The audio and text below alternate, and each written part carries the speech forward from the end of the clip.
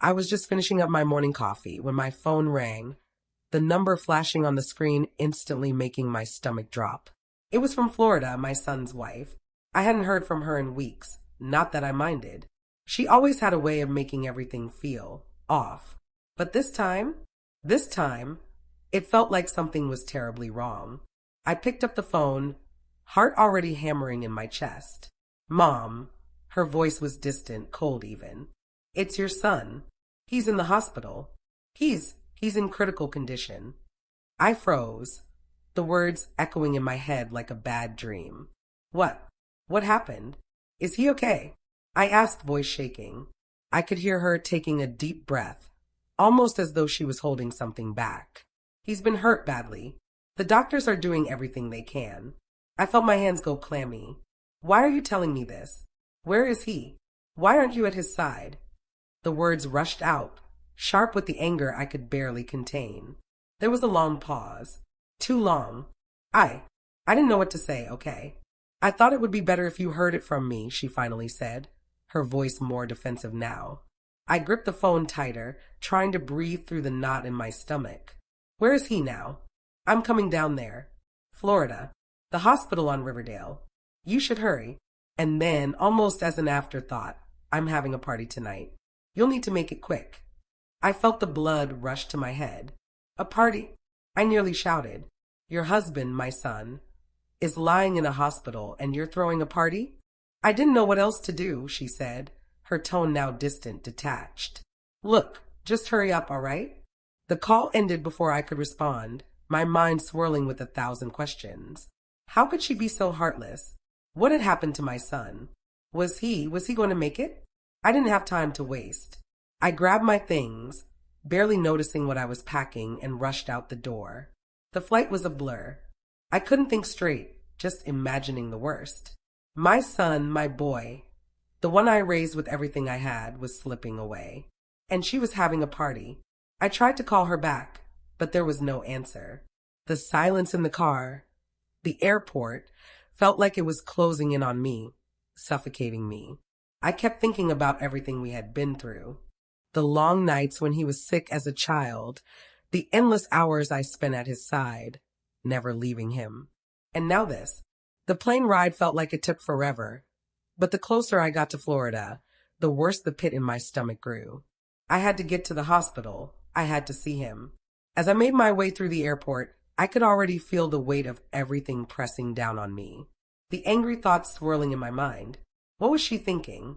How could she let him suffer like this?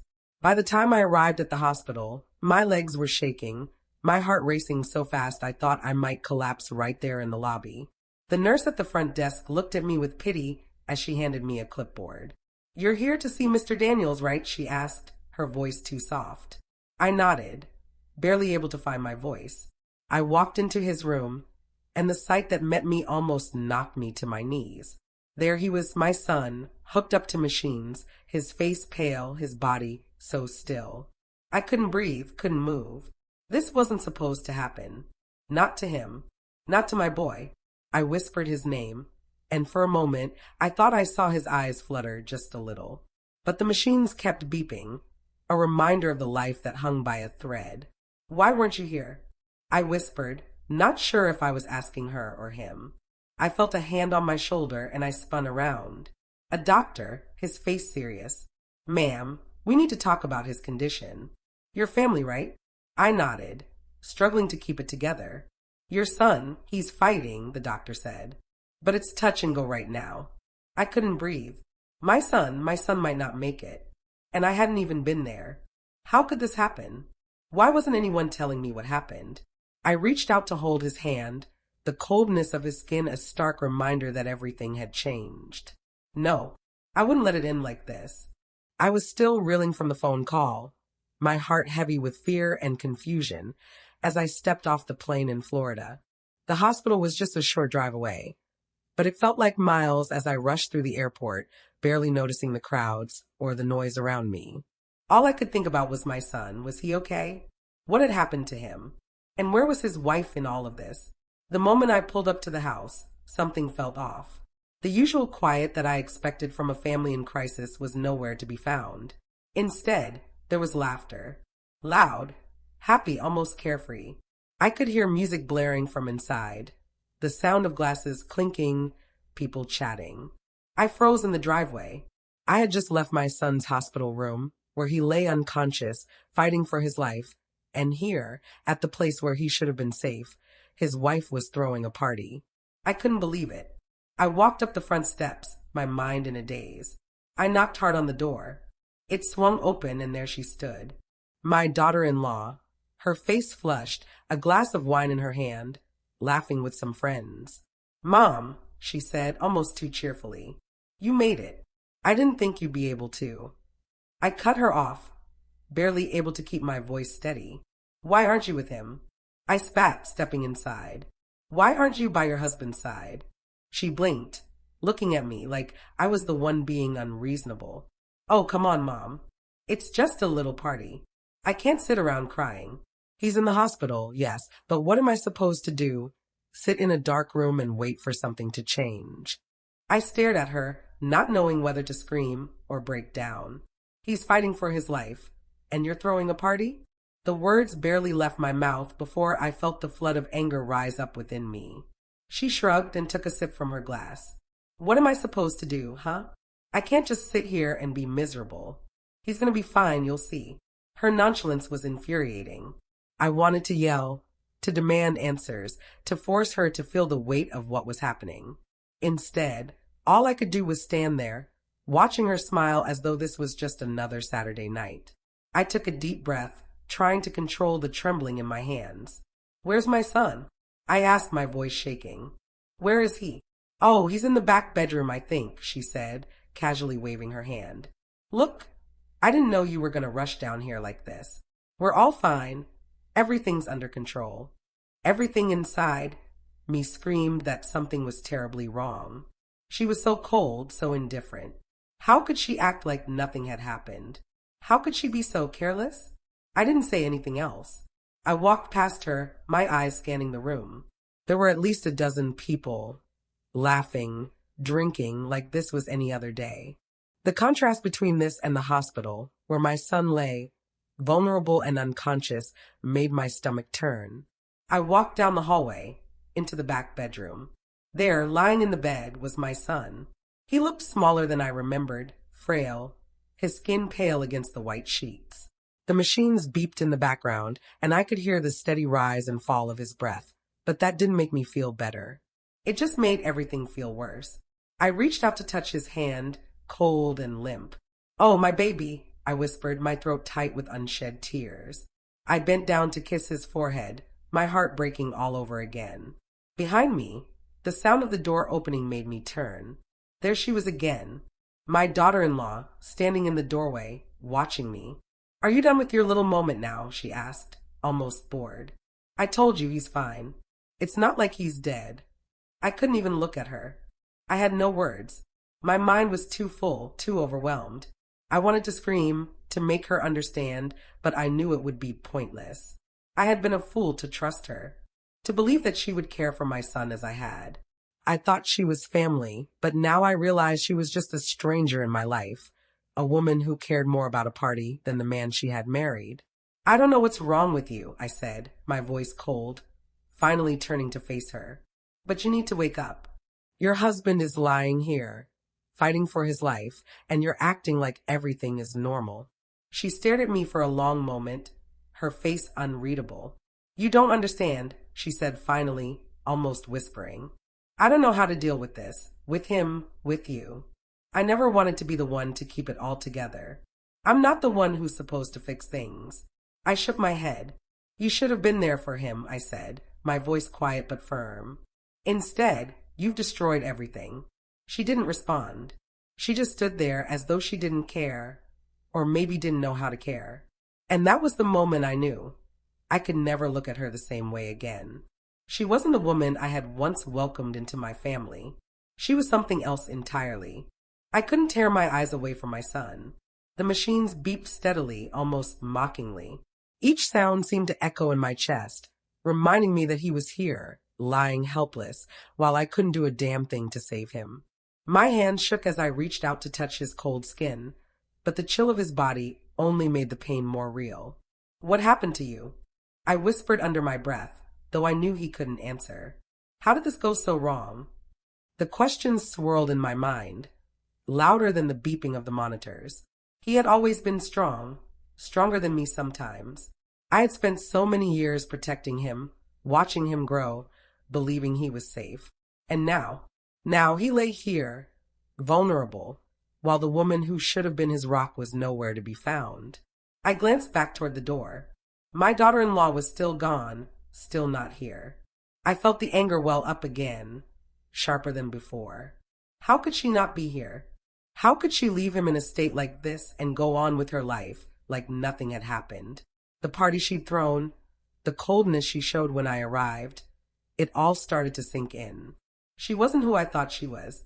I had trusted her. I had welcomed her into our family with open arms, believing she'd be there for my son in ways I couldn't always be. But instead, she had betrayed him in the worst way possible. She wasn't just absent in his time of need. She was actively ignoring him. The thought burned in my chest. I stood there for what felt like hours, my mind racing in circles, trying to make sense of everything.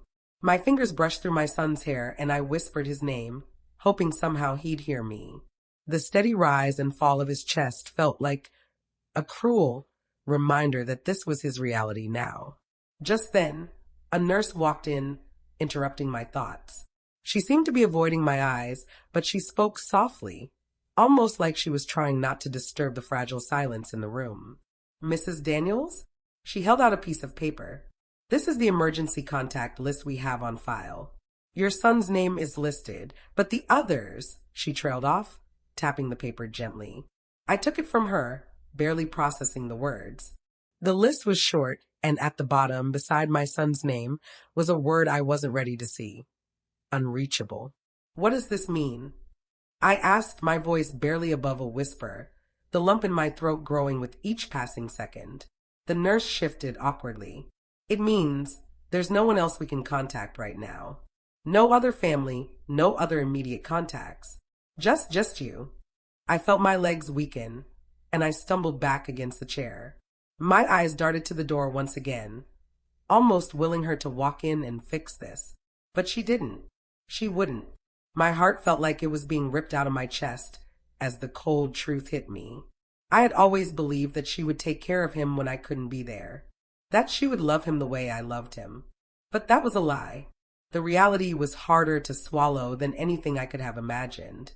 She had abandoned him, left him alone to fight for his life while she partied with strangers. Tears blurred my vision, but I refused to let them fall. I had to stay strong. I couldn't let my son see my weakness. I couldn't show him that I felt defeated. The door creaked open behind me, and I spun around, hoping for some kind of miracle. But it wasn't her.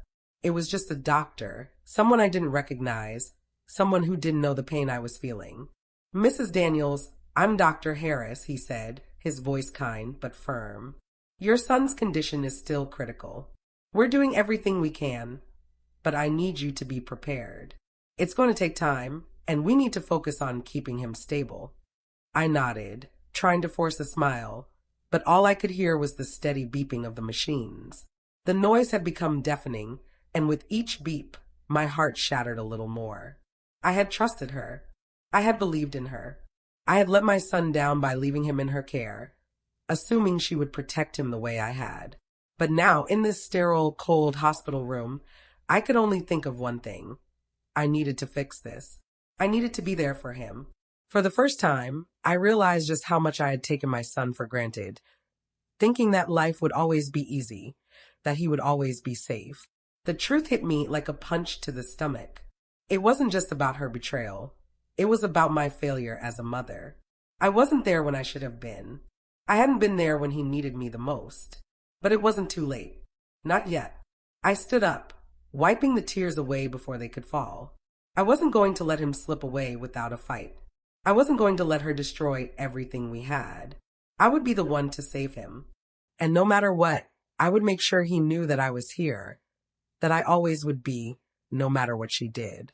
The days blurred together, but one thing was clear. I couldn't let this go. The questions that ran through my mind wouldn't stop. What had happened to my son? How did it go from a normal day to him lying in a hospital bed, fighting for his life? And where was my daughter-in-law? Why wasn't she telling me the truth? I paced the sterile hospital halls, feeling like I was suffocating under the weight of uncertainty.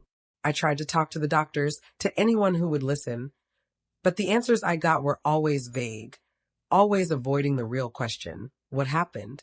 Every nurse I spoke to seemed to give me the same polite but hollow response: we're doing everything we can. It's out of our hands right now. But it didn't make sense. I knew my son. He was strong, resilient.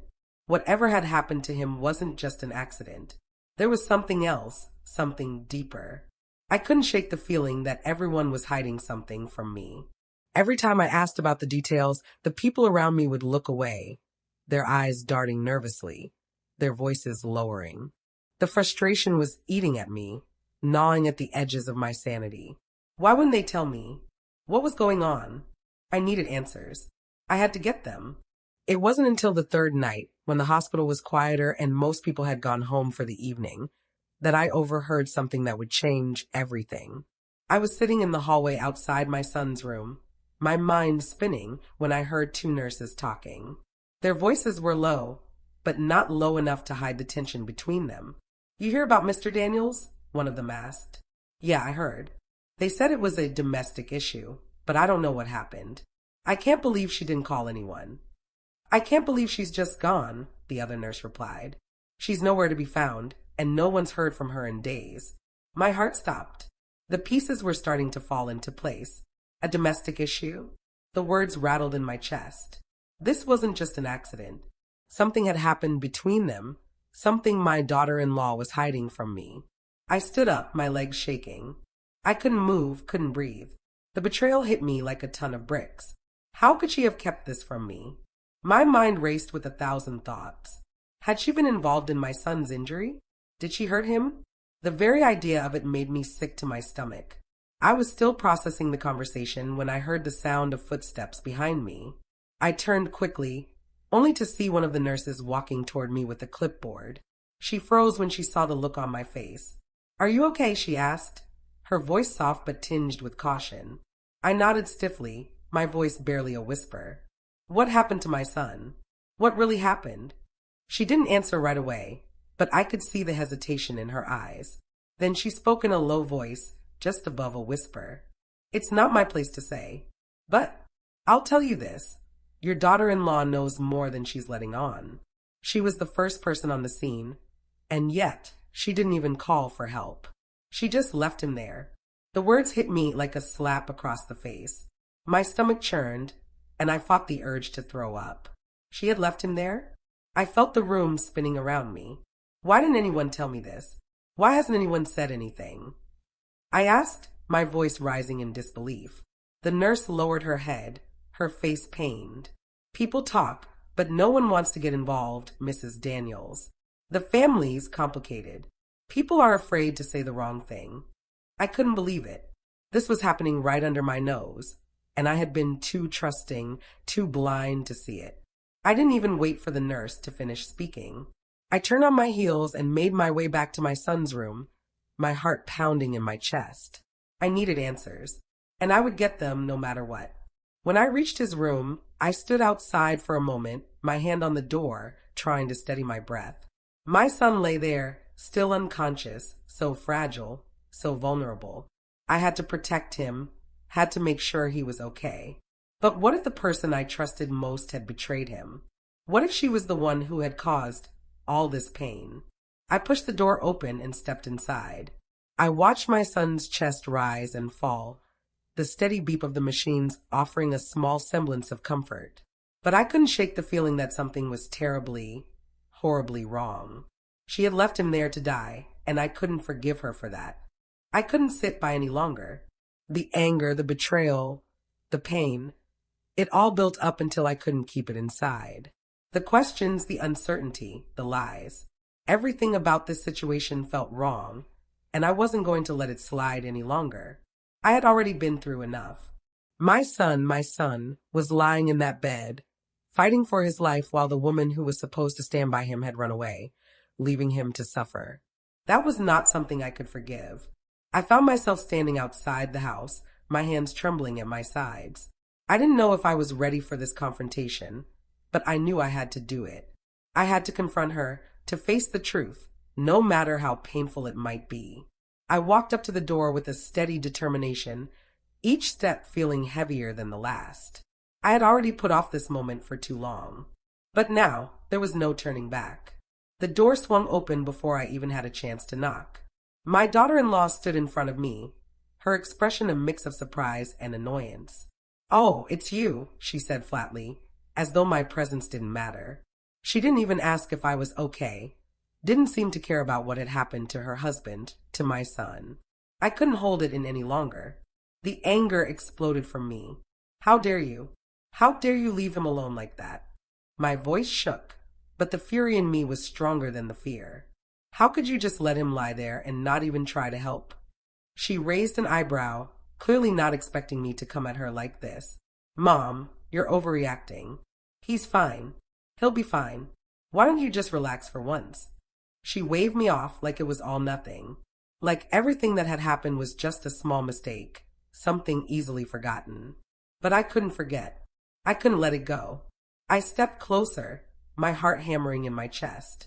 "No, I won't relax. I won't pretend like everything is fine when it's not. You've been lying to me, to everyone. I know the truth now." My eyes burned with unshed tears. "You abandoned him. You didn't even care." Her face flickered, just for a second, with something like guilt, but it was gone as quickly as it appeared. She folded her arms and tilted her head, her voice icy now. "You're wrong.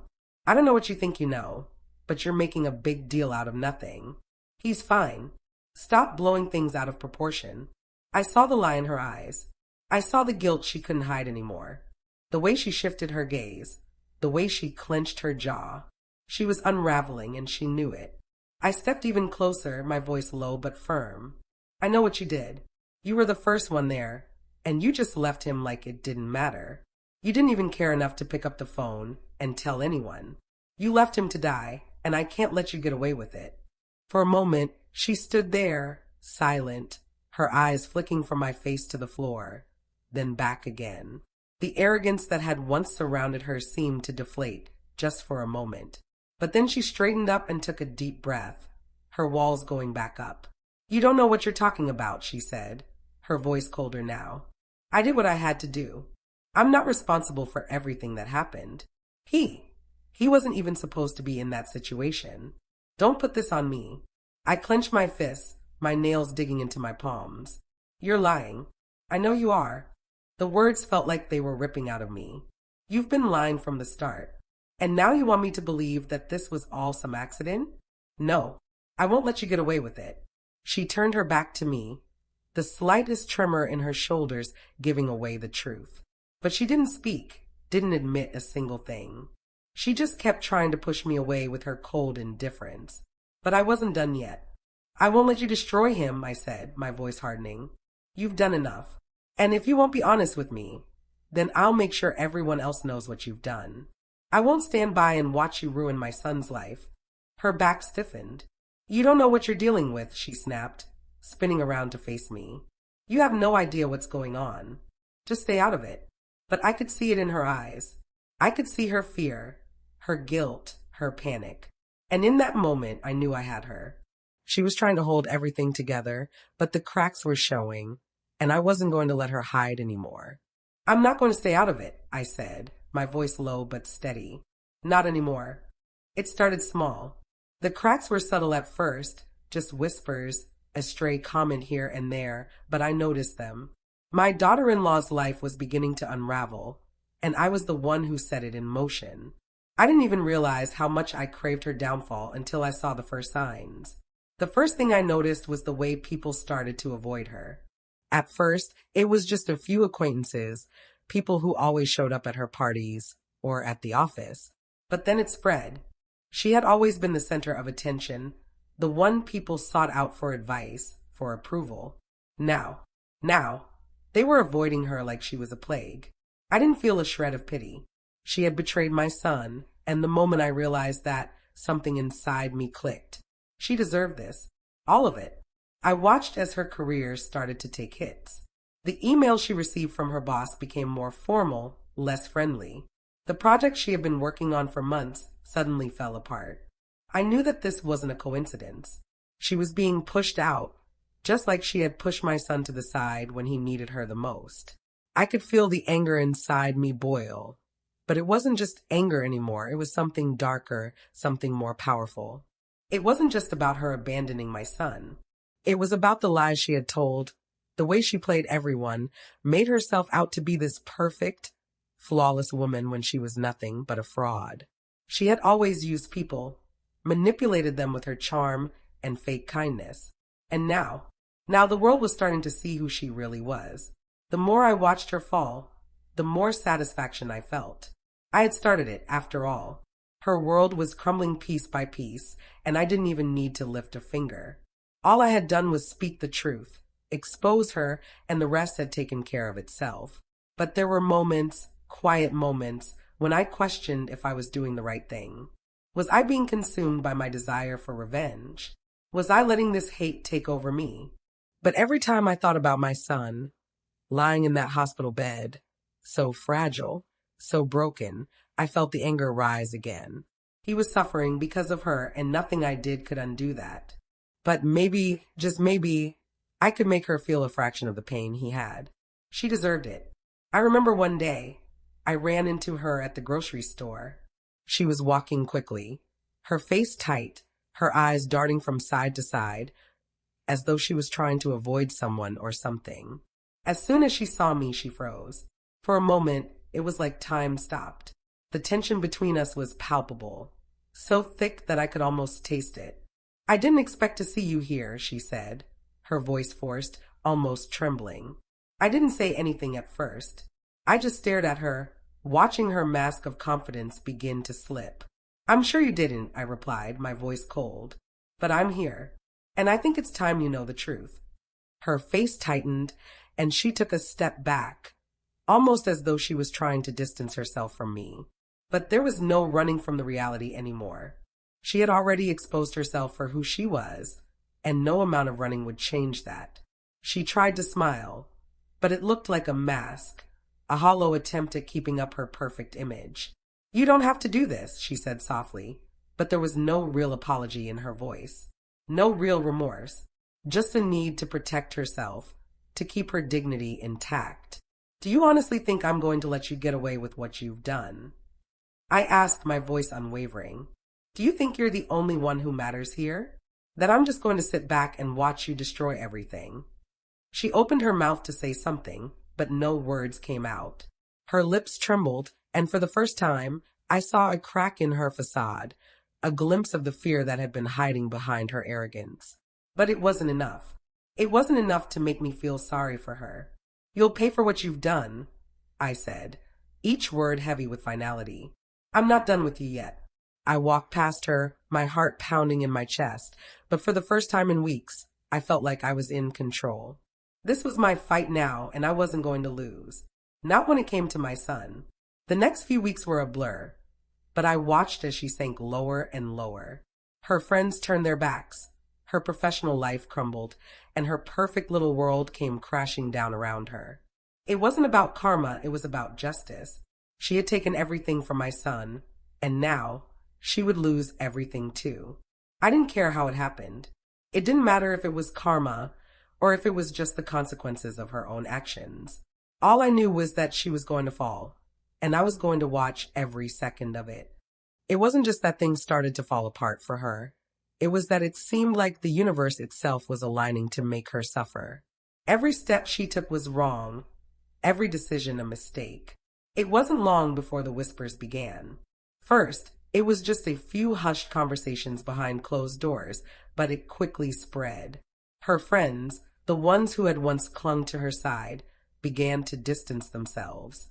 I could see it in the way they spoke about her, or more accurately, the way they stopped speaking altogether. Even at work, the shift was undeniable. Colleagues who used to praise her were now avoiding her, passing her in the hallways without a glance. No one would even make eye contact with her anymore. It was as if the world had suddenly woken up and realized who she truly was. At first, I couldn't help but feel a twisted sense of satisfaction as I watched her downfall. This was what she deserved, right? This was her punishment for betraying my son, for abandoning him when he needed her most. She had used her charm and lies to manipulate everyone around her. But now, those same lies were catching up with her. But as the days wore on, I started to feel something else. A deep, gnawing sadness. Watching her unravel felt like watching a train wreck. I couldn't stop. I had wanted justice, no retribution, but this wasn't justice. It was destruction. Her life was crumbling, and though part of me felt vindicated, the rest of me couldn't help but wonder, what would she be left with? I didn't want to admit it, but a small part of me felt sorry for her. She had never expected her web of lies to unravel like this. She had spent so long pretending to be something she wasn't, perfect, untouchable, and now it was all coming crashing down. But there was no sympathy for her. She had brought this on herself. She had chosen her own path, and now she would have to live with the consequences. As all of this unfolded, I couldn't help but notice how my son's recovery was progressing. Slowly, so slowly, but he was getting better. The doctors had said it would take time, and it was. His body was healing, though his mind and heart still carried scars from the trauma. He wasn't the same person he had been before the accident. He was more cautious, more withdrawn, and every time I looked at him, my heart broke. But even in his fragility, I saw a glimmer of hope. He was surviving. He was fighting, and he was winning. I was proud of him, so proud of him for not giving up. But it also brought with it a painful realization. My son would never know the full truth. He would never know the depths of her betrayal. He would never know that the woman he had trusted, the woman who was supposed to love him, had left him to die alone. The thought stung. He was recovering, but he would always be missing that one piece, the piece that would have made everything make sense. And that was the ultimate punishment for her, wasn't it? She had destroyed everything she had with him. I thought back to all the moments they had shared, to all the times I had seen them together, thinking that they had it all. But now I saw it for what it was, an illusion, a fragile house of cards built on lies. And the worst part was that she would never have to face him. She would never have to explain herself, to see the hurt in his eyes when he learned what she had done. For all the pain she had caused, for all the damage she had done, I realized that the true punishment wasn't losing her friends or her reputation. It wasn't the whispers or the avoidance. It was the fact that she would never be able to repair the relationship with my son. That was the one thing she could never get back, no matter how hard she tried. And maybe that was the price she would have to pay. The moment had come. I couldn't keep quiet anymore. I had tried to hold back, tried to convince myself that maybe, just maybe, the truth wasn't mine to tell. But every day, I saw the cracks in her lies widen, and every day, my son's silence haunted me. He deserved to know, and so did the world. I had spent far too long watching her play the part of the perfect wife, pretending that she had everything under control. But it was all a lie, a mask she wore to hide the cruelty she had shown my son. I wasn't going to let her get away with it any longer. I had seen the way people were starting to turn on her, how her once perfect image was falling apart, piece by piece. But I knew the final blow would come from the one place she hadn't expected, from me. She had underestimated me, assumed I would stay silent, assumed that the world would just move on. But not this time. It was at one of her get-togethers that I chose to confront her. It was supposed to be a small gathering, friends mingling, but it felt like the perfect stage for the truth to come out. The room was full of people who had once admired her, people who had been swept up in her charm and fake warmth.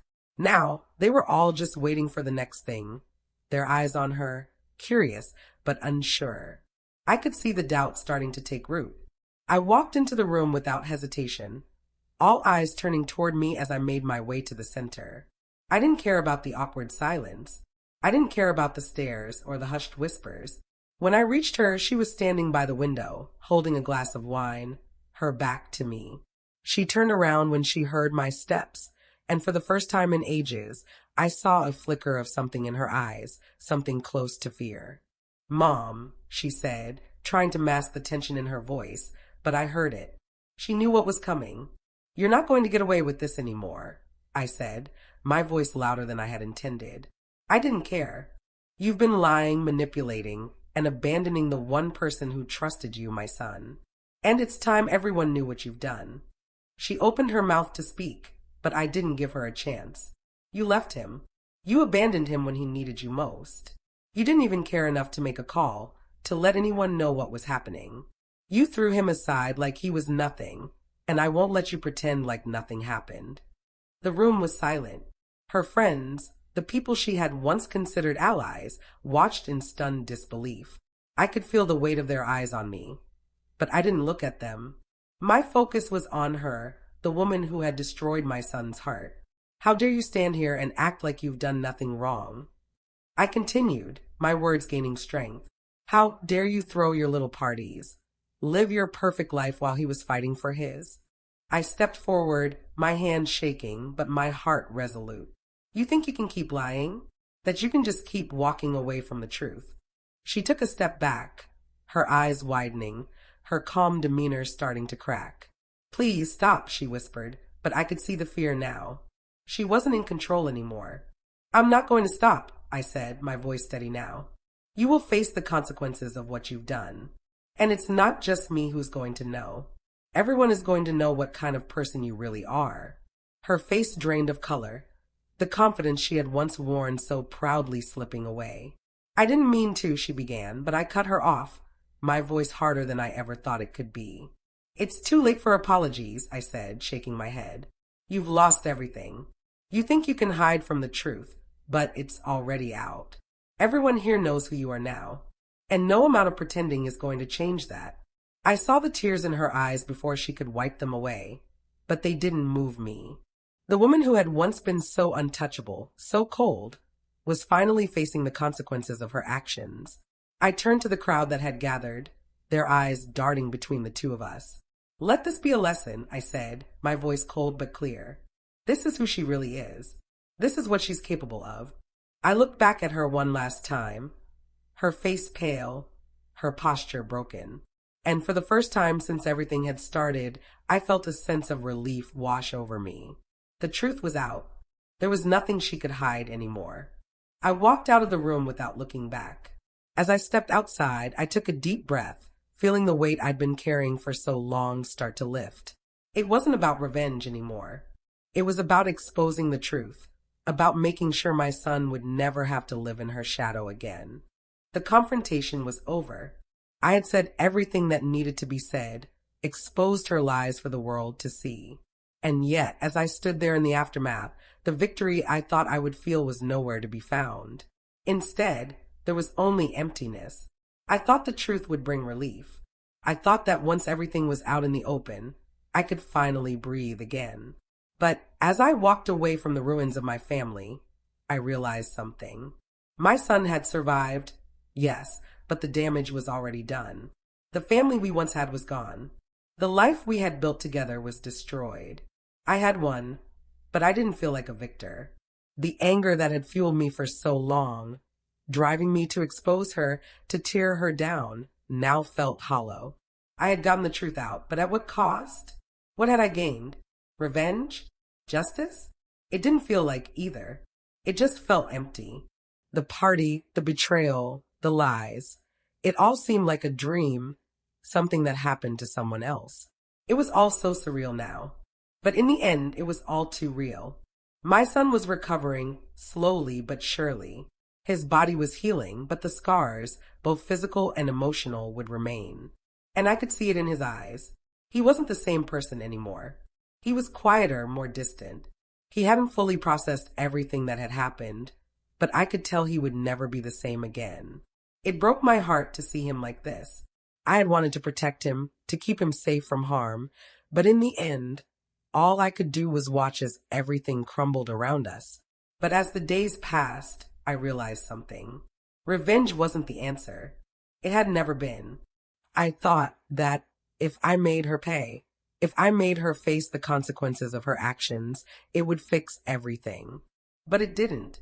It just left me with more questions, more confusion.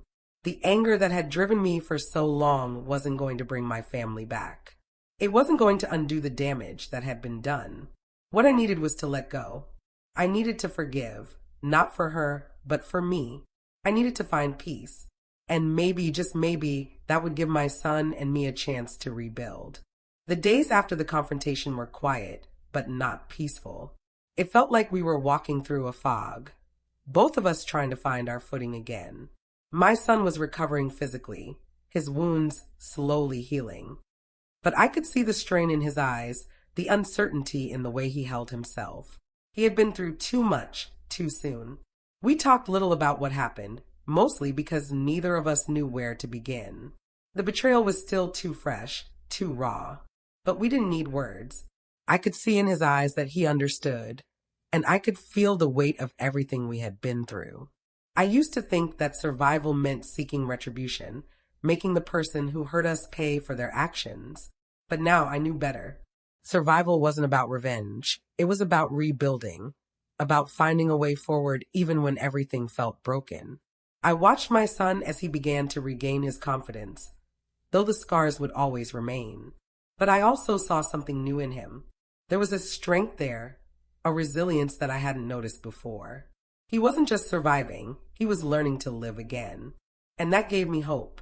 It was a new beginning, even if it didn't feel like it at the time. We spent our days in quiet companionship. We didn't talk about the past much, but we didn't need to. I knew, deep down, that we both wanted the same thing.